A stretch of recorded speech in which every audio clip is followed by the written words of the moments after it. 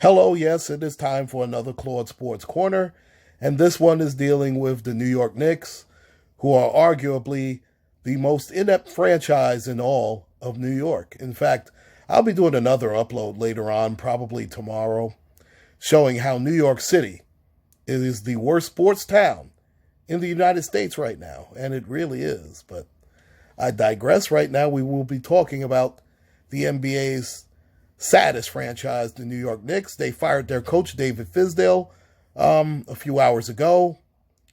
Listen, I could not defend Fizdale at all. I mean, over his tenure, the Knicks were 21-83. That is dreadful, okay? Now, what I will say is this is not all on Fizdale. And as far as I'm concerned, Steve Mills and Scott Perry should be fired as well. In fact, they should have been all three of them shown the door, but we know that's not going to happen. Now, it is very fascinating. I just saw this, by the way, how bad the Knicks have been. Now, the last 6 coaches, counting Fizdale, Jeff Hornacek was 60 and 104. That's dreadful. Derek Fisher, 40 and 96. Kurt Rambis, 9 and 19. Mike D'Antoni, 121 and 167, and the only Knick head coach to have a winning record at all over these past 6 was Mike Woodson, who had a record of 109 and 79, 20 games over 500. Now, it is funny how also David Fizdale is the 5th Knicks coach out of the last 9 to be fired in mid-season. And the only other Knicks head coach to get another head coaching job has been obviously Mike D'Antoni, who is currently the coach of the Houston Rockets.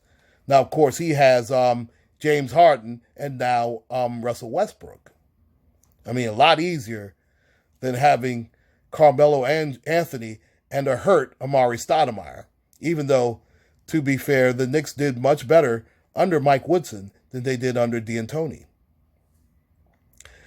As you know, I have been a staunch critic of the Knicks, especially over these last 4 seasons.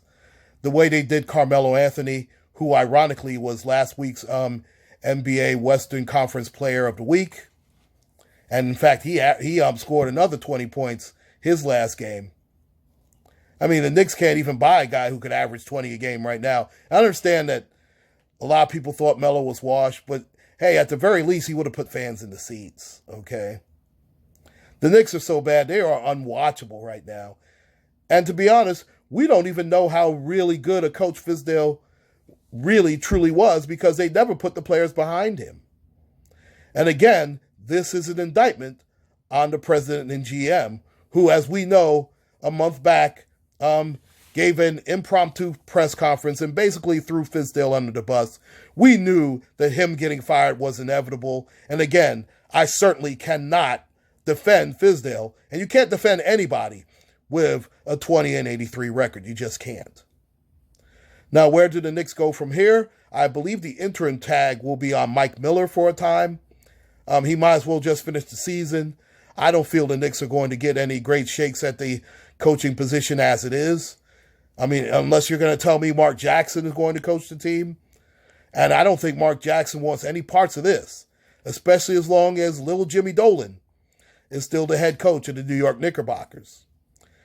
Now, in the short term, I do believe the Knicks will win probably a couple games. Listen, they've lost 8 in a row. All they can do is go up from here. And as we know, they are a dreadful 4-18 as far as this season goes. I mean, if you're a Knicks fan, the only thing you can really look for is the development of R.J. Barrett as a rookie. That's what you have to look at this rate. They're going to get rid of guys like Morris, Taj Gibson. Listen, Dennis Smith Jr. has regressed to the point where he's almost untradeable. Frank Ntilikina he's a weird player. I mean, his intangibles show up more than his stats. But as you can tell, the Knicks can't win with either one of those guys. They just have to cut bait, period. And you know what? As long as little Jimmy Dolan owns this team, I don't see the Knicks getting any better. As you see, free agents want nothing to do with this team. I mean, they'd rather go to Brooklyn rather than come to New York. And we've seen that.